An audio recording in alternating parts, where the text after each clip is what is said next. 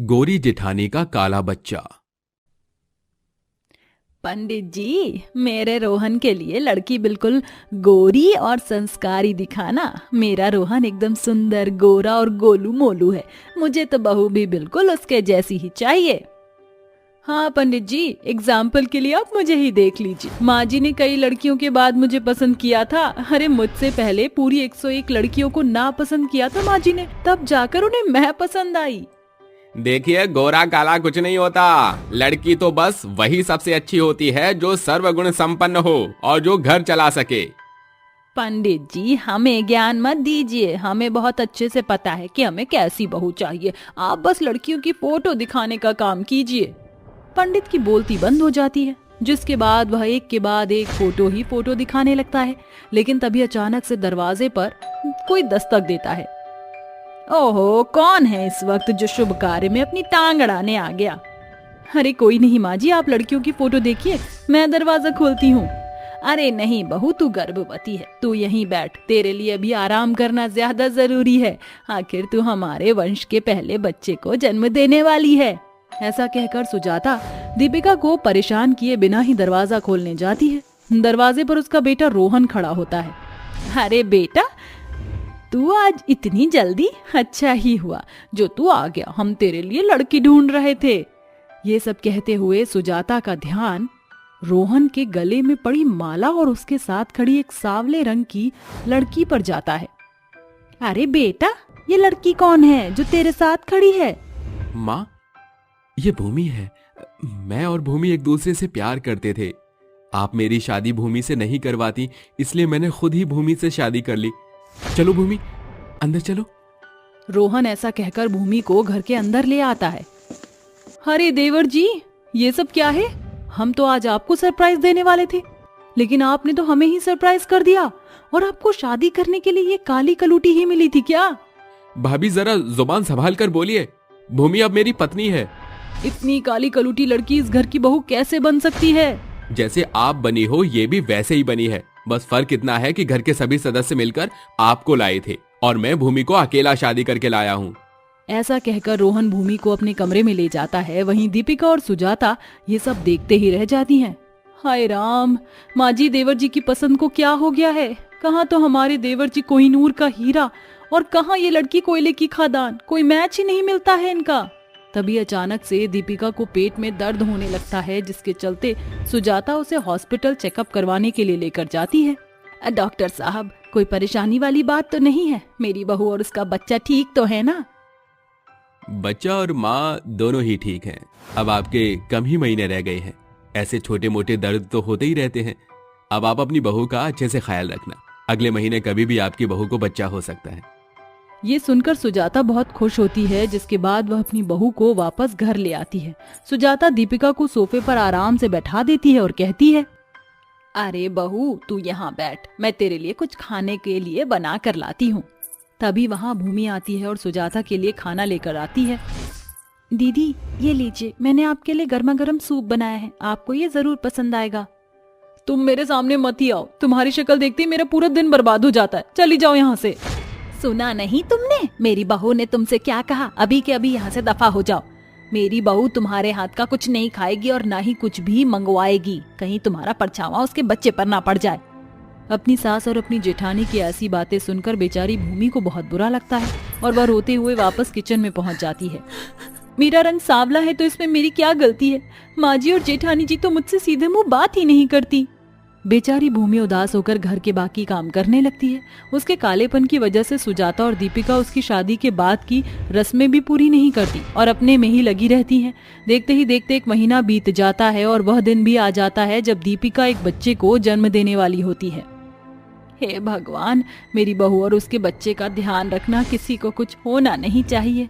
माँ, आप चिंता मत करो, सब कुछ ठीक हो जाएगा। तभी वहाँ पर भूमि और रोहन भी आ जाते हैं। अरे तुम यहाँ क्या करने चली आई हो? चली जाओ यहाँ से, मैं तुम्हें यहाँ बिल्कुल भी देखना नहीं चाहती। माँ, आप ये कैसी बातें कर रही हो? हम तो भाभी को देखने आए हैं।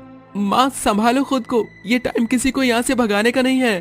तभी वहाँ डॉक्टर आते हैं और सुजाता से कहते हैं, मुबारक हो, आपकी बहू को बेटा हुआ है। आप सभी जाकर पेशेंट और बच्चे से मिल सकते हैं। ये सुनकर रवि और सुजाता बहुत खुश होते हैं, जिसके बाद वह सभी एक साथ दीपिका के पास जाते हैं। सुजाता जैसे ही अपने पोते को उठाने वाली होती है, वह उसे उठाने से पहले देखती रह जाती है। अरे ये क्या, ये किसका बच्चा है? माँ, अभी कैसी बातें कर रही हो? ये आपके बेटे का बच्चा है, ये मेरा बच्चा है। लेकिन तुम्हारा बच्चा इतना काला कैसे हो सकता है? तभी दीपिका की आंखें खुलती हैं और वह अपने बच्चे की तरफ देखती है, जिसके बाद वह गुस्से से आग बबूला हो जाती है। ये यहाँ किसका बच्चा पड़ा है? मेरा बच्चा कहाँ है? जेठानी जी, आप भी कैसी बातें कर रही हो? आप ही ने तो इस बच्चे को जन्म दिया है। क्या कहा? मैंने एक काले बच्चे को जन्म दिया है? ये सब तुम्हारी ही वजह से हुआ है। लेकिन आप ऐसा कैसे कह सकती हो? ये सब मेरी वजह से कैसे हो सकता है? रोज सुबह शाम मुझे तुम्हारी मनहूस शक्ल देखनी पड़ती थी। तुम्हारा काला परछावा मेरे बच्चे के ऊपर भी पड़ गया। देखो कितना काला है ये, बिल्कुल तुम्हारी तरह। ये मेरा बच्चा हो ही नहीं सकता। दीपिका का बच्चा रोने लगता है, लेकिन वह उसको गोदी में भी नहीं लेती। ऐसे ही दीपिका अपने काले बच्चे से मुंह मोड़ लेती है, जिसके चलते भूमि को उसके ऊपर तरस आता है। भूमि उसे अपने बच्चे की तरह पालने लगती है और उसका नाम पूरब रखती है। एक दिन भूमि पूरब को खाना खिला रही होती है। ये लो बेटा, खाना खा लो। माँ, आप मेरा कितना ख्याल रखती हो और आप बिल्कुल मेरे साथ माँ की तरह रहती हो, लेकिन आप कहती हो कि मैं आपका बेटा नहीं बल्कि दीपिका माँ का बेटा हूँ, तो फिर वो मुझे आपकी तरह प्यार क्यों नहीं करती? अरे बेटा, मैं भी तुमसे बहुत प्यार करती हूँ, लेकिन उन्हें अपना प्यार जताना आता नहीं है। ये लो, तुम पेट भर कर खाना खाओ। ये सब दीपिका दूर से देख रही होती है, जिसके बाद वह गुस्से से भूमि के पास आकर कहती है, जब से तुम इस घर में आई हो सब कुछ खराब हो गया है। मेरे बच्चे पर तुमने अपना काला परछावा डाला और उसे भी काला कर दिया। देखो जरा, ये हमारे खानदान में मैच करता है क्या? बच्चे तो भगवान का स्वरूप होते हैं जेठानी जी। मुझे नहीं लगता कि आपको अपने ही बच्चे के लिए ऐसा कुछ कहना चाहिए। हर एक माँ 9 महीने अपने पेट में एक बच्चे को रखती है और जब उसे जन्म देती है तो उसे सीने से लगा कर रखती है। सिर्फ एक कालेपन की वजह से तुमने इस बच्चे को अपने आप से दूर कर दिया। तुम माँ कहलाने के लायक भी नहीं हो। भूमि की यह बात सुनकर दीपिका की आंखों में आंसू आ जाते हैं और वह रोने लगती है। तुम सही कहती हो, मैंने बच्चे को जन्म तो दे दिया, लेकिन उसके कालेपन की वजह से मैंने उसे कभी अपने सीने से नहीं लगाया। मैं बहुत बुरी माँ हूँ, लेकिन अब मैं अपना माँ का फर्ज पूरा निभाऊंगी। दीपिका अपने बच्चे को गोद में उठाती है और उसे प्यार करने लगती है। वहीं दीपिका भूमि से भी माफी मांगती है, जिसके बाद दोनों देवरानी और जेठानी एक साथ खुशी खुशी रहने लगती हैं। 5 आलसी ननद की एक कामकाजी भाभी। परिणीति रसोई में खड़ी खाना बना रही थी, तभी अचानक उसकी 5 ननद श्रुति, जिया, निकिता, निम्मी और अन्नू किचन में पधार पड़ती हैं। Oh my God! परिणीति भाभी, ये करछी चमचा चलाना छोड़िए और चलकर मेरी चोटी बना दीजिए। मैं कॉलेज के लिए लेट हो रही हूँ। नहीं भाभी, पहले मेरी ड्रेस प्रेस कर दीजिए, आज मुझे पार्टी के लिए जाना है। देरी पार्टी गई तेल लेने। भाभी देखो ना, टीवी का रिमोट नहीं मिल रहा, जरा ढूंढ दो प्लीज। जिया, तुमने हॉल से उठकर रसोई में आने की तकलीफ कर ली, मगर एक रिमोट नहीं ढूंढ सकती? छोटी बच्ची हो क्या? मैं क्या रजनीकांत का बनाया रोबोट हूँ जो आंखों से स्कैन करके रिमोट छान मार लूंगी? अरे भाभी, आप हम 5 ननद की कामकाजी भाभी हो, चाहे काम रसोई की करछी चमचा चलाना हो या किसी को टिप टॉप बनाना हो, आप तो चुटकियों में कर देती हो। भाभी, आप इसकी मक्खनबाजी में मत आना, तुम लोगों को दिखाई नहीं देता। भाभी खाना बना रही हैं, मुझे बहुत जोरों की भूख लगी है। तुम चारों किचन से कल्टी करो, वरना तुम चारों कामचोरों को मैं कच्चा चबा जाऊंगी। पहले होगी पेट पूजा, फिर काम दूजा। बाढ़ में गई तेरी भूख। भाभी मेरा काम करेंगी पहले। नहीं, मेरा काम करेंगी। अपनी 5 कामचोर ननद को इस कदर नोक-झोंक करता देखकर परिणीति सिर पकड़कर फुसफुसाते हुए बोलती है, पता नहीं भगवान ने मुझे एक साथ 5 कामचोर निकम्मी निठल्ली ननद की भाभी बनाया ही क्यों? सुबह का सूरज निकलते देर नहीं होती कि मेरी नल्ली ननद नगाड़े बजाने लगती है। बस बंद करो झगड़ना, तुम्हारी खटपट से मेरे कानों से खून निकल रहा है। और बारी बारी से बताओ किसका क्या काम करना है। 5 आलसी ननद बेचारी अकेली भाभी पर काम थोप कर मटर गश्ती करने चली जाती हैं और परिणीति एक पांव पर नाचती हुई 5 का काम पूरा करती है। ऐसे ही समय बीतता जाता है, जिसके साथ 5 के अंदर बसा आलस 4 मीनार की चढ़ाई चढ़ने लगता है। एक शाम किचन का काम निपटाने के बाद परिणीति गहरी सांस भरते हुए बोलती है, शुक्र है आज तो 5 बजे तक सारा काम चकाचक हो गया और रात के डिनर की तैयारी में अभी 2 घंटे हैं। इतनी देर कमर सीधी कर लेती हूँ। जैसे ही परिणीति अपने कमरे में जाकर बैठती है कि अचानक उसे श्रुति की चीख सुनाई देती है। आह भाभी! अरे ये तो श्रुति की आवाज है, ये चिल्ला क्यों रही है?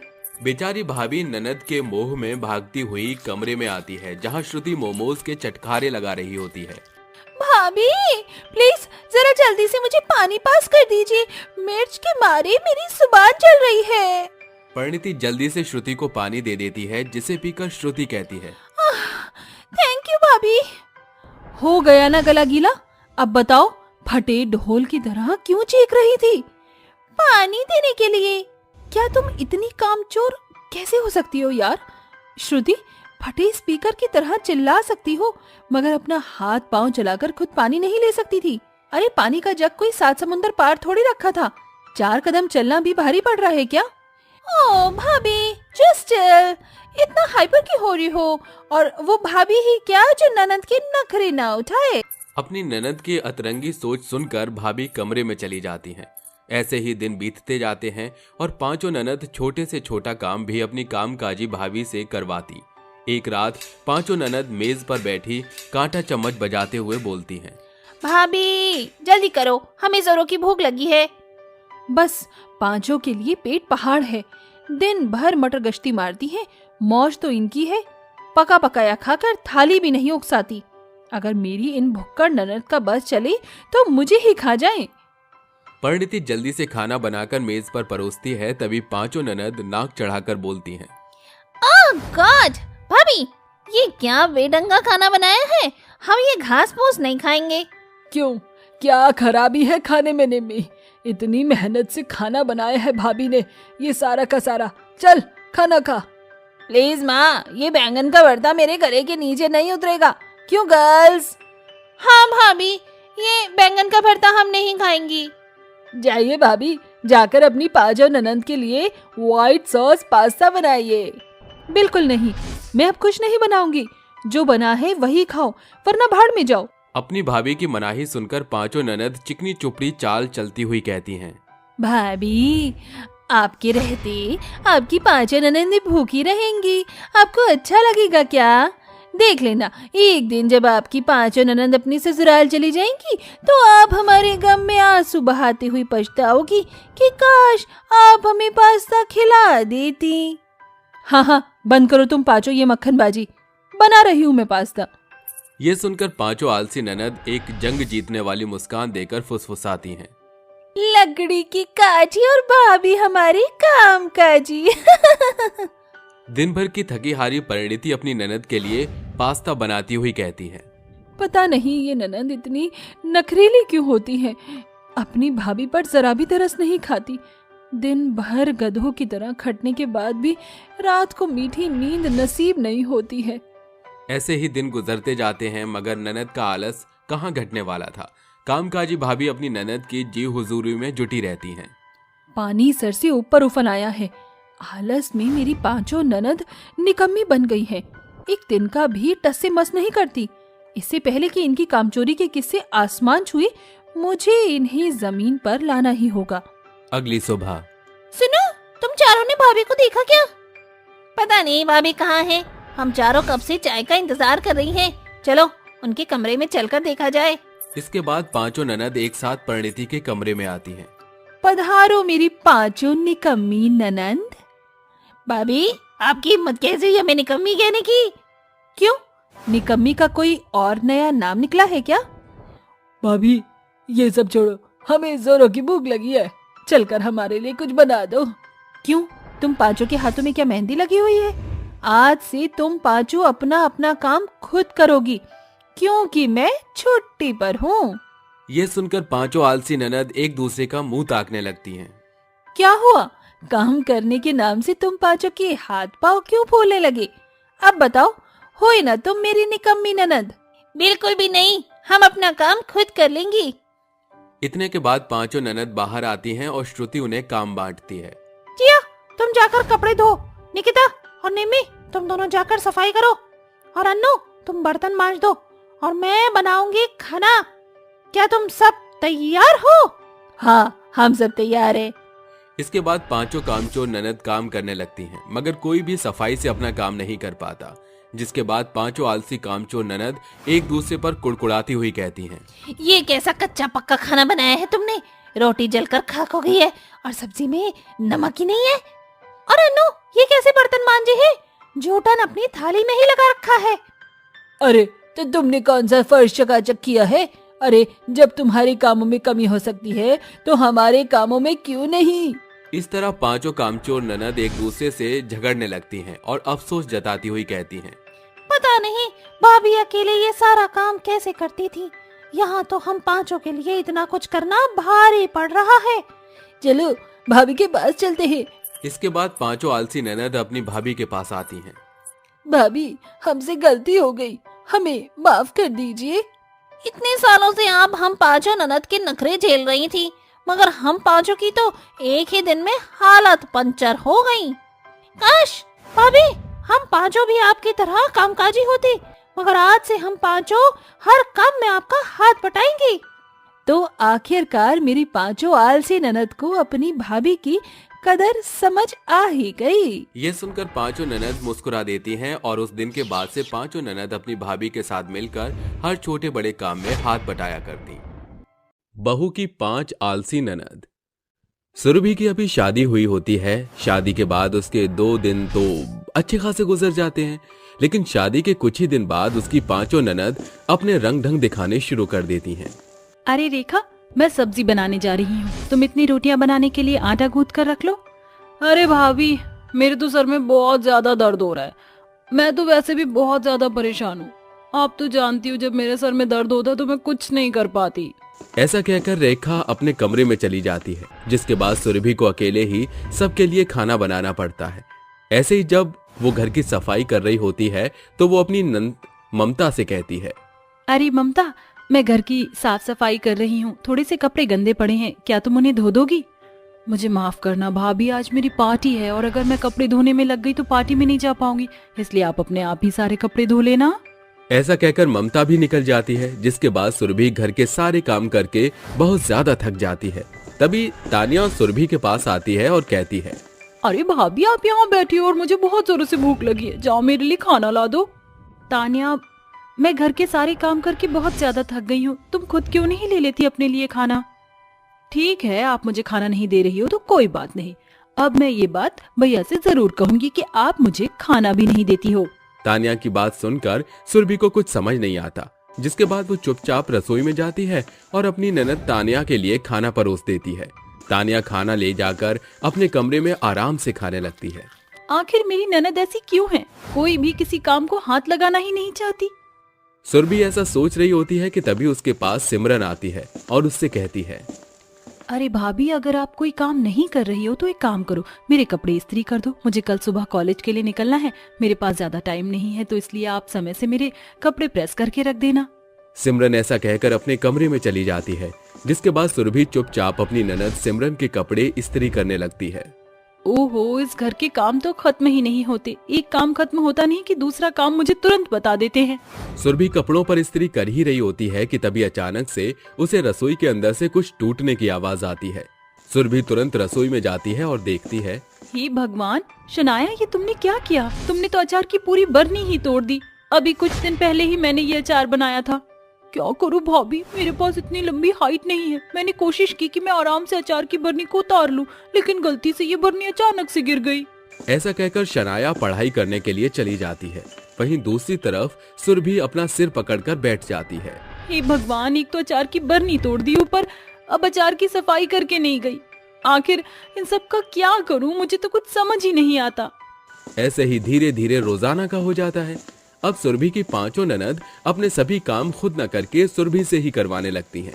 एक दिन सुबह, अरे भाभी कितनी देर हो गई है, जल्दी से मुझे नाश्ता बना कर दे दो, मुझे कॉलेज जाना है, कॉलेज के लिए बहुत देरी हो रही है। भाभी आप क्या कर रही हो, जल्दी से मेरे बाल बना दो, मैं कितनी देर से अपने बाल बनाने की कोशिश कर रही हूँ, लेकिन मेरे बाल बन ही नहीं रहे। इतने में वहाँ तानिया भी पहुँच जाती है। ये सब छोड़िए और पहले आप मेरा टिफिन पैक कर दीजिए, मुझे ऑफिस के लिए बहुत देरी हो रही है, अगर देर से ऑफिस जाऊंगी तो मेरा बॉस मुझे काम पर से निकाल देगा। अरे भाभी, ये क्या आपने मेरे कपड़े आज इस्त्री नहीं किए, अब मैं क्या पहनूं? ओह भाभी, आपने मेरे कमरे के अंदर से सारा सामान कहाँ रखा है? मुझे कुछ भी नहीं मिल रहा। जरा मेरे कमरे में और मेरी मदद करो। सुरभि अपनी पांचों ननद को एक साथ बोलते हुए देख हैरान रह जाती है। उसे कुछ समझ नहीं आता, जिसके बाद वो एक के बाद एक अपनी हर एक ननद का काम सुनती है। आज आपकी वजह से मैं बहुत ज्यादा लेट हो गई हूँ। देखना, आज मुझे ऑफिस से जरूर सुनने को मिलेगा। ऐसा ताना देकर तानिया ऑफिस के लिए निकल जाती है। तभी पवन आता है और अपनी पत्नी सुरभि से कहता है, सुरभि, क्या तुमने मेरी टाई देखी है? मुझे कहीं मिल नहीं रही। अभी लाती हूँ जी। सुरभि टाई लेकर अपने पति पवन को दे देती है। जैसे ही पवन सुरभि का उतरा हुआ चेहरा देखता है, वो उससे कहता है, अरे सुरभि, क्या हुआ? तुम इतनी परेशान क्यों हो? कोई परेशानी है तो मुझे बताओ। नहीं जी, ऐसी कोई परेशानी नहीं है, सब कुछ ठीक है। सुरभि पवन को उसकी बहनों के बारे में कुछ नहीं बताती। वो रोजाना अपनी ननद के आलसीपन को झेलने लगती है। एक दिन पवन अपनी पांचों बहनों के साथ खाने की टेबल पर बैठा होता है।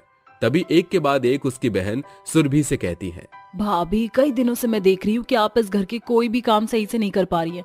जरा ये सब्जी तो देखना कैसी बनाई है, इसमें बिल्कुल भी स्वाद नहीं है। भाभी, शाम को मुझे एक फंक्शन में जाना है, तो मेरे लिए अच्छी सी कोई ड्रेस निकाल कर तैयार रखना।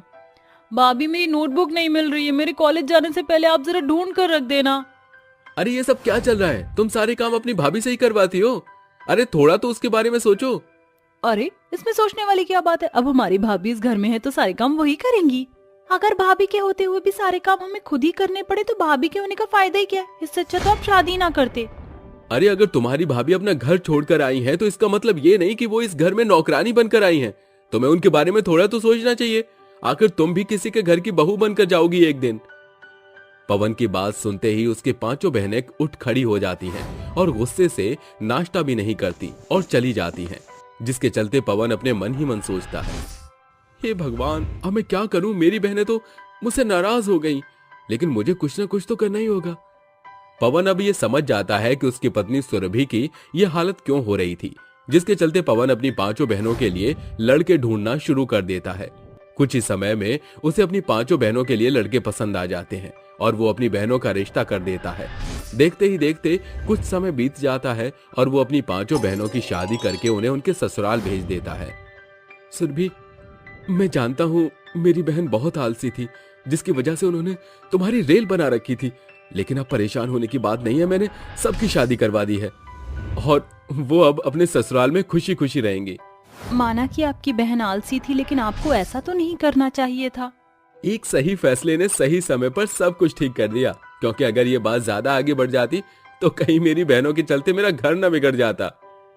पवन की समझदारी देखकर सुरभि बहुत खुश होती है। वहीं दूसरी तरफ सुरभि अपनी ननद की शादी के होने के बाद उनसे फोन पर बात करती रहती है, उनकी खैर खबर लेती रहती है। शादी के बाद उसकी पांचों ननद को अपना ससुराल संभाल कर सीख भी मिल जाती है और वो सुरभि के साथ अच्छा बर्ताव करना शुरू कर देती हैं। अब सुरभि अपने पति पवन के साथ खुशी खुशी रहने लगती है। तारा देवी रजाई ताने अपने बिछौने पर सोई हुई सपने की गहराई में डूबी हुई थी।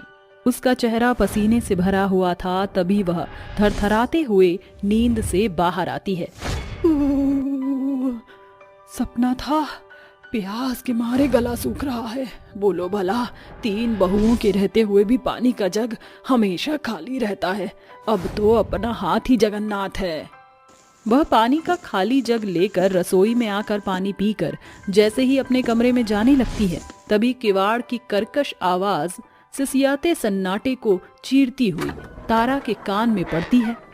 अरे, ये किवाड़ किसने खुला छोड़ दिया है? इसे बंद करना भी मेरे ही जिम्मे है। जैसे ही तारा दरवाजा बंद करने बढ़ती है तो वह देखती है कि उसकी तीनों बहू शिवी, चांदनी और गौरी मैदान में इच्छाधारी रूप धरे हुए हैं। जहां शिवी एक भयंकर इच्छाधारी नागिन तो वहीं चांदनी एक चुड़ैल और गौरी अर्ध गाय में बदली हुई है। यह देखकर तारा के रोंगटे सिहर उठते हैं और आंखें बड़ी हो जाती हैं। ये क्या बला है? ये मेरी तीनों बहुएं इच्छाधारी हैं? लगता है कोई हमें छुपकर देख रहा है। मुझे इंसानी बोटी की बू आ रही है। हाँ, मुझे भी ऐसा लग रहा है जैसे कोई हम पर नजरें गड़ाए हुए है। भाग तारा, वरना अगर इन जालिम बहुओं ने देख लिया तो न जाने क्या हश्र करेंगी तेरा। डरी सहमी भागती हुई तारा अपने कमरे में जाकर रजाई ताने आंख मूंद कर सोने का नाटक करती है। तभी उसकी तीनों बहुएं उसके सामने आ खड़ी होती हैं, जिसे देखकर तारा की चीख निकल जाती है। दूर रहो मुझसे, मेरे करीब मत आना, तुम तीनों इंसान नहीं बल्कि हैवान हो। तो आपको हमारी सच्चाई का पता चल ही गया माँ जी। मगर माँ जी, आपने जो देखा वह सिर्फ आधा सच है। हम तीनों बहू बरसों से एक श्राप से जूझ रही हैं। आखिर वो कौन सा श्राप है जिसने तारा की तीनों बहुओं को आम इंसान से नागिन, चुड़ैल और अर्ध गाय में बदल दिया? यह जानने के लिए हमें कहानी के पिछले पन्ने को पलटना होगा। कुछ साल पहले गुरुग्राम गांव में रहने वाली गौरी, शिवी और चांदनी प्रजापति ब्राह्मण की बेटियां थी। प्रजापति खराई से चलने वाले ब्राह्मण थे, जिसे देखकर तीनों लोकों के देवताओं ने उन्हें 3 दैविक बेटियों के पिता बनने का सौभाग्य दिया। ये मेरा सौभाग्य है कि जो मैं 3 दैविक बेटियों का पिता हूँ। बीतते समय के साथ ब्राह्मण की तीनों बेटियां बड़ी हो गईं, जिसके साथ उनकी दैविक शक्तियां भी उजागर हो गईं।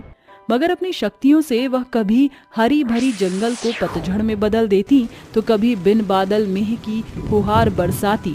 एक दिन की बात है। बहनों, ये प्रकृति से छेड़छाड़ करके मैं उकता गई हूँ। चलो आज जंगल चलते हैं। आज जानवरों के साथ हंसी ठिठोली करेंगे। हाँ चलो चलते हैं। थोड़ी देर में तीनों बहनें जंगल आ जाती हैं, जहाँ एक सुंदर सी हिरनी उछल कूद रही होती है। अरे जरा देखो, ये हिरनी कितने आराम से नाच रही है। चलो इसे परेशान करते हैं। तीनों बहनें अपने दैविक वरदानों का दुरुपयोग करते हुए उस हिरनी की सांसें रोक देती हैं, जिसके बाद वह हिरनी अपनी अंतिम सांसें गिनते हुए बोल पड़ती है। तुम तीनों ने अपने मनोरंजन मात्र के लिए मुझ पर जो दैविक शक्तियों का दुरुपयोग साधा है, उसके कारण मैं मृत्यु का कौर होने को हुई हूँ। मगर जादुई हिरनी तुम तीनों को ये श्राप देती हूँ कि जैसे ही ये मृग मौत के फाटक को पार करेगी, तुम तीनों बहन नागिन, चुड़ैल और अर्धगाय में बदल जाओगी। तब तुम ना तो दैविक रह जाओगी, ना एक इंसान। तुम हर एक रात हैवान बनकर खून का प्याला पियोगी। आज से तुम तीनों श्रापित ठहरोगी। और उस दिन से हम तीनों बहनें उस श्राप के बोझ तले तिल तिल घुट रही हैं। ना चाहते हुए हर रात 12 बजे हम तीनों बहू इंसान से हैवान बन जाती हैं। माँ जी, हमें क्या खबर थी कि हमारी एक भूल के लिए हम बहुओं को नागिन, चुड़ैल और अर्धगाय की भारी कटनी करनी पड़ेगी। तुम तीनों चिंता मत करो, तुम्हारे इस श्राप का कोई ना कोई तोड़ जरूर होगा। मैं कल स्वामी जी को घर बुलाऊंगी। देखते ही देखते रात का पहर बिहान में बदल जाता है। तभी केवट महाराज उनके घर आते हैं। तभी तारा उन्हें सारी बात बताती है। इस श्राप का तोड़ तो है, मगर वो बहुत कठिन है माई। महाराज, तोड़ क्या है? जैसे वो हिरनी अपने हिरन से अलग होकर मर गई, तुम्हारी तीनों बहू को भी इसी कठोर सफर से गुजरना होगा। मैं कुछ समझी नहीं महाराज। इन्हें अपने ही पति के खून में नहाना होगा। महाराज, तो क्या इस श्राप से उभरने के लिए हम तीनों बहुओं को अपने पति की बलि चढ़ानी होगी? ये हमसे नहीं होगा। ठहरो, एक दूसरा तोड़ है, मगर उससे गुजरना मौत से बदतर होगा। तुम्हें पूर्णिमा की रात ठीक 4 बजे के पहर गंगा नदी में 7 बार डुबकी लगानी होगी। उसे तुम्हारा ये श्राप टूट जाएगा। मगर ये पथ कांटों से भरा है। गंगा घाट की तरफ बढ़ते तुम्हारे हर एक कदम के साथ तुम्हारे पांव छिलते जाएंगे और तुम कमजोर होकर खूंखार भेड़ियों की तरह गरजोगी। तुम लोगों को फाड़ खाने को भी उतारू होगी, मगर तुम्हें हर हालत में गंगा में उतरना होगा। हम इस कसौटी को पार करेंगे महाराज। देखते ही देखते पूर्णिमा का दिन दस्तक दे जाता है।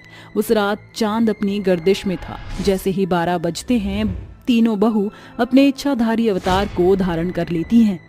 चलो बहू, हर हालत में तुम तीनों को 4 बजे पैर गंगा घाट में उतारना होगा। तारा की तीनों बहू उसके पीछे पीछे चलने लगती हैं। तभी शिवी फुमकारते हुए तारा की तरफ बढ़ती है। अरे बहू, ये क्या कर रही है? अपने अंदर के हैवान को खुद पर हावी मत होने दे। आजा बुढ़िया, आज तेरा खून पीकर मुझ नागिन बहू की प्यास बुझेगी। तारा खुद को बचाकर आगे की तरफ भागने लगती है। तभी शिवी उसे अपने फन में जकड़ लेती है। हे शिव शंभू, मुझे बचा। ओम नमः शिवाय, ओम नमः शिवाय। जैसे ही तारा की नागिन बहू के कानों में जाप की गूंज पड़ती है, वह खुद शांत हो जाती है, जिसके बाद वह तीनों फिर चलने लगती हैं। तभी उसकी चुड़ैल बहू की आंखें लाल स्याह हो जाती हैं और उसके खुले बाल हवा में लहरा उठते हैं और चुड़ैल हवा में उड़ने लगती है। मैं आजाद हूँ, मुझे भूख लगी है, मुझे खून का प्याला चाहिए। चुड़ैल की भयावह हंसी से पेड़ पर बैठे पंछी आकाश में उड़ने लगते हैं। तभी चुड़ैल उन्हें मार कर खाने लगती है। शापित चुड़ैल बहू के इस हैवानियत को देखकर बादल बड़ी गर्दिश के साथ गरज उठते हैं।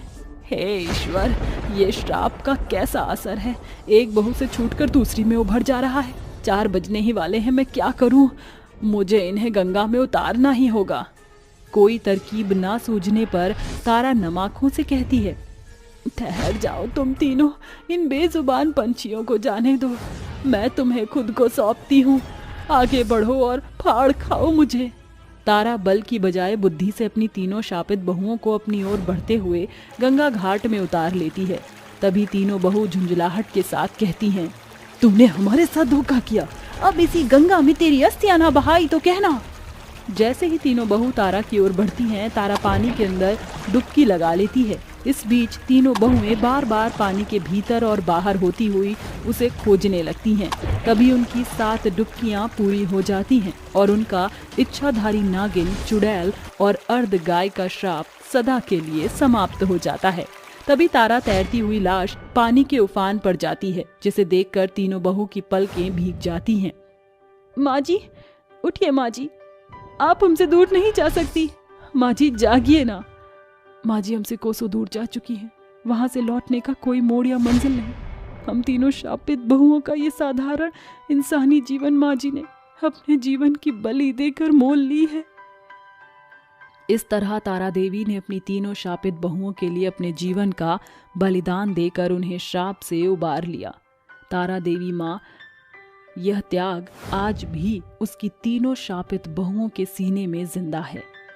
चांदनी, गौरी और शिवी की किए भूल की सजा के लिए उन्हें ना सिर्फ सालों शापित बहू का जीवन भोगना पड़ा, बल्कि उसकी कटनी उनकी सास तारा देवी को अपनी जान गंवाकर काटनी पड़ी। नौकरानी बनी बहू रानी। बेटा, तू जल्दी से घर वापस आ जा। काफी समय हो गया है तुझे घर से बाहर रहते हुए। अब तो तेरी पढ़ाई भी पूरी हो गई है। मैं चाहती हूँ कि तू वापस आकर एक सुंदर सी अच्छी सी लड़की से शादी कर ले और अपना घर बसा ले। नताशा अपने बेटे रोहन से बात कर रही होती है। रोहन बचपन में ही पढ़ाई के लिए विदेश चला जाता है और कुछ ही दिनों में वो अपनी पढ़ाई पूरी करके वापस आ रहा होता है, जिसकी खुशी में नताशा उसके आने से पहले ही घर की अच्छे से साफ सफाई और उसका कमरा अच्छे से तैयार करवा देती है। देखो आरुषि, घर की साफ सफाई अच्छे से करना और मेरे बेटे रोहन के कमरे की सजावट तो तुम ही करना। मैं जानती हूँ तुम्हारी जितनी अच्छी साफ सफाई और सजावट कोई नहीं कर सकता। आप चिंता मत कीजिए, मैं घर की साफ सफाई कर दूंगी और रोहन जी के कमरे को भी अच्छे से सजा दूंगी। इतना कहकर आरुषि साफ सफाई में लग जाती है और रोहन के कमरे को भी अच्छे से सजा देती है। जिसके बाद आरुषि रसोई में खाना बना रही होती है। तभी दरवाजे पर कोई दस्तक देता है। अरे आरुषि, जरा देख तो सही कौन आया है दरवाजे पर। आरुषि तुरंत दरवाजा खोलती है। उसके सामने एक नौजवान लड़का सूट बूट पहनकर खड़ा होता है, जिसे देखकर वो कहती है, अरे ये तो कुरियर वाला है, बताइए किसके लिए कुरियर आया है। अरे क्या कहा कुरियर वाला? अरे मैं कुरियर वाला नहीं हूँ, मैं तो इस घर का बेटा हूँ। ऐसा कहकर वो घर के अंदर आ जाता है। अरे इस तरह घर में क्यों घुसे चले आ रहे हो? कुरियर वाले होकर हमारे ही घर पर रौब जमा रहे हो। तभी नताशा अपने बेटे रोहन को देखकर बहुत खुश होती है और उसे गले से लगाते हुए कहती है, अरे मेरा बेटा कितना बड़ा हो गया, पहचानने में ही नहीं आ रहा। तुझे देखकर तो मेरी आंखें ही भर आईं। अरे माँ, वो सब तो ठीक है, लेकिन ये लड़की मुझे कुरियर वाला क्यों कह रही थी?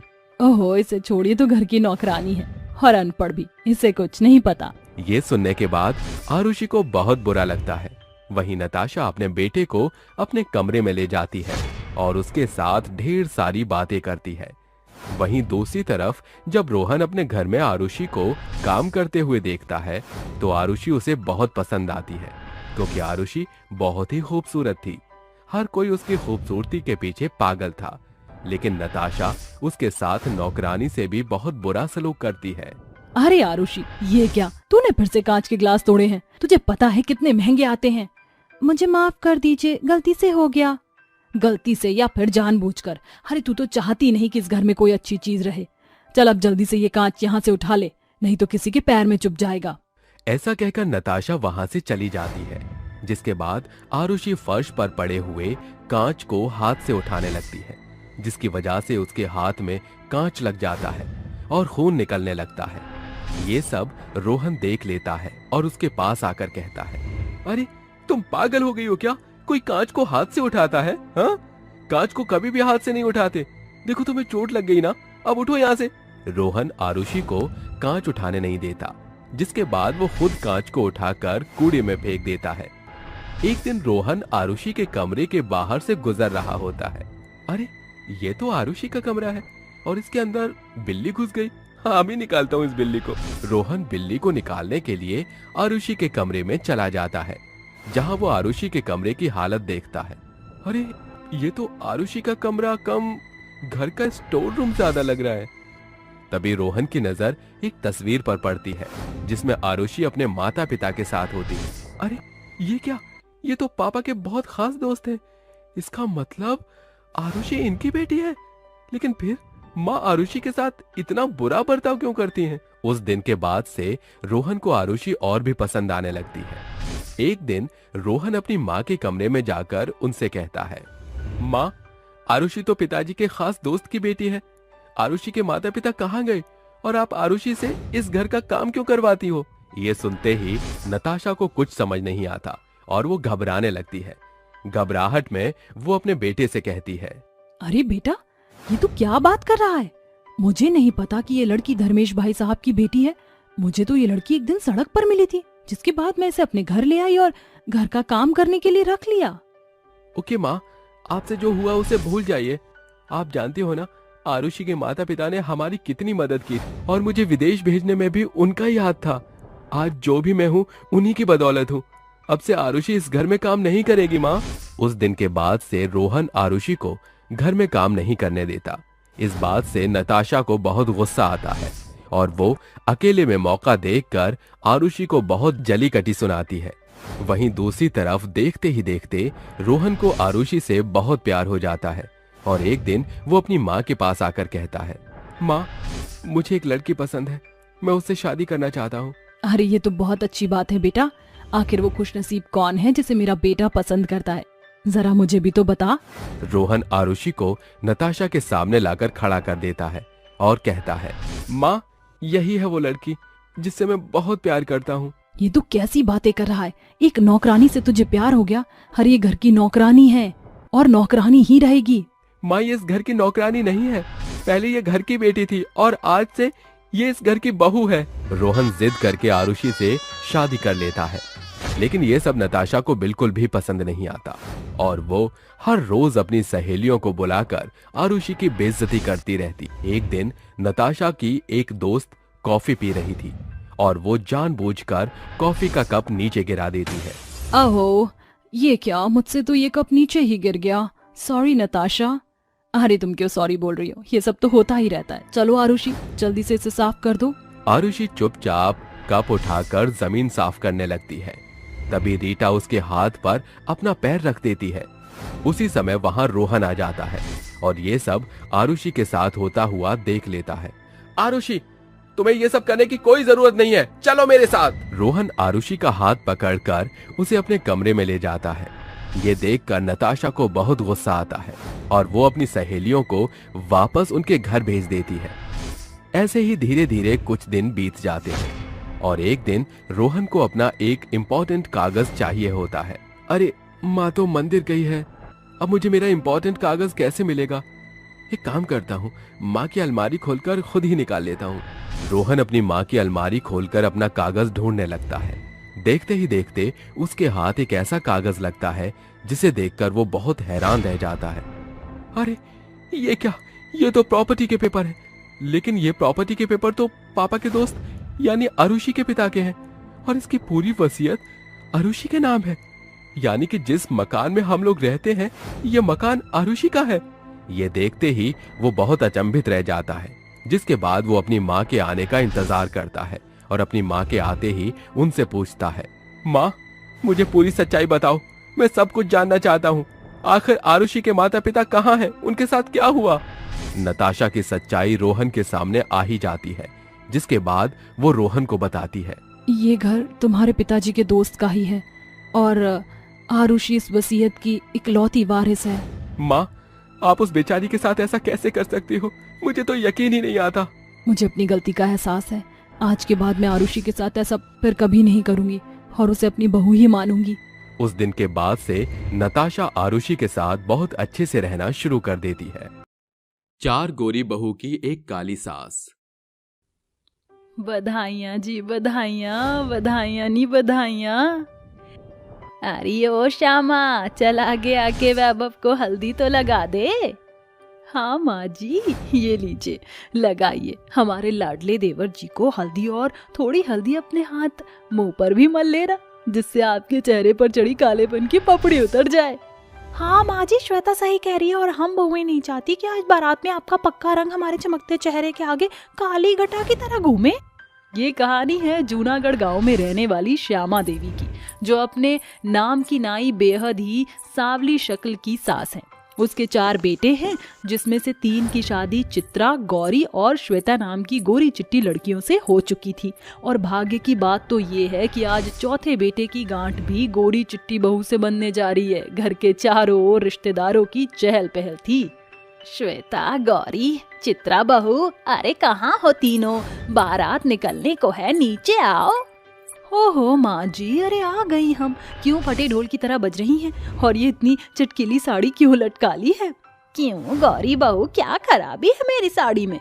माँ जी, कमी साड़ी में नहीं बल्कि आपके काले रंग में है, इसलिए आप पर फैंसी कलर की साड़ी फबेगी नहीं। ये कत्थई रंग। बेचारी काली सास अपनी तीनों गोरी बहुओं के बीच शर्मिंदा हो जाती है। कुछ देर बाद बारात चौथी बहू के द्वार पर पहुंचती है, जहां वैभव की शादी नरगिस से हो जाती है, जिसके बाद श्यामा बन जाती है 4 गोरी बहुओं की सास। आजा नरगिस बहू, इस नए घर में तेरा स्वागत है। ये तीनों तेरी जेठानी है। अब जाकर तू आराम कर, शादी ब्याह के भाग दौड़ में थक गई होगी। इसके बाद नरगिस झटपट से अपने कमरे की ओर कदम बढ़ा लेती है। अगली सुबह के 5 बजे सास नई बहू का दरवाजा खटखटाती है। नरगिस बहू, अरे ओ नई बहू। ये इतनी सुबह सुबह पता नहीं कौन अलार्म की तरह बज रहा है। बहू आंख मलते हुए दरवाजा खोलती है, जहां अपनी सास की सांवली सूरत देखकर वह जोर से चीखती है, जुड़ैल, काली जुड़ैल कहाँ से आ गई? आवाज सुनकर पूरे घर की लाइट जल जाती है और तीनों बहू भागती हुई वहां आती हैं। क्या हुआ नरगिस, इतनी जोर से क्यों चीख पड़ी? भूत देख लिया क्या?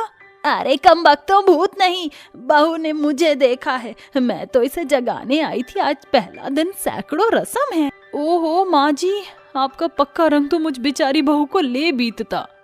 इसके बाद चारों बहू घर के काम निपटाने में लग जाती हैं और नरगिस पहली रसोई की रस्म में खूब सारा खाना बनाकर सभी के बीच परोसती है।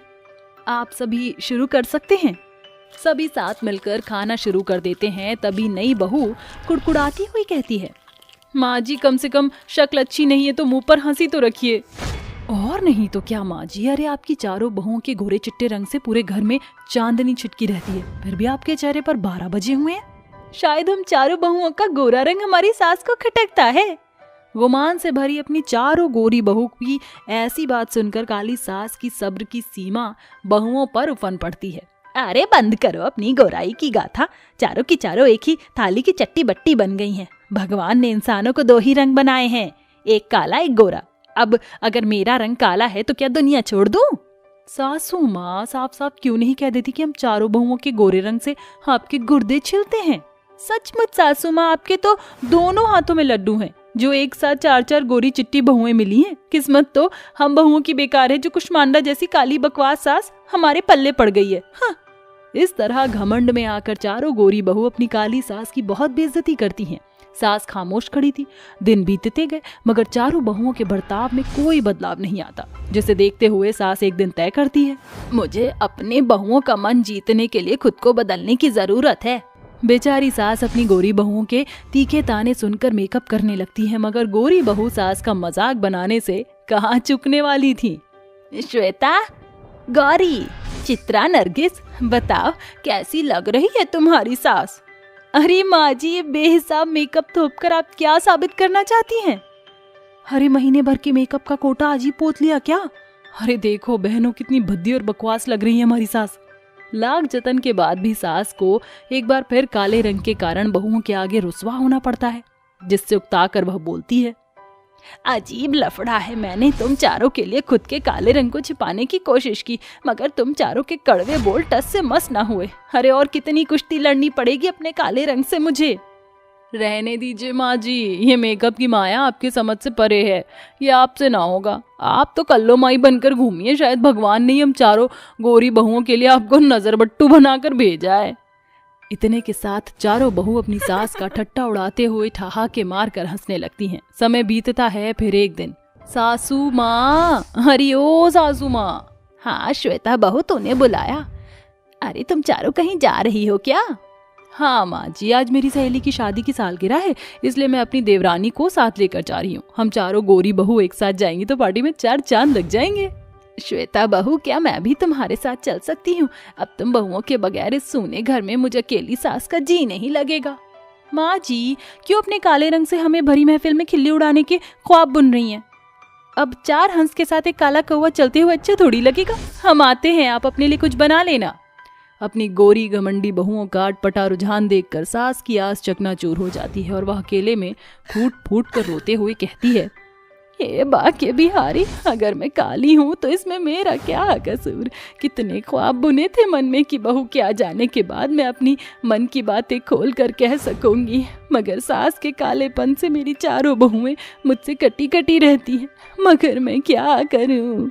सास अपने आंसू पोंछकर अपनी बहू के कमरे में आती है, जहाँ गौरी के ड्रेसिंग टेबल पर एक ब्लीच क्रीम पड़ी थी। श्यामा झटपट से उसे लगा लेती है। कुछ देर बाद, अरे ये मेरे चेहरे पर खुजली क्यों हो रही है?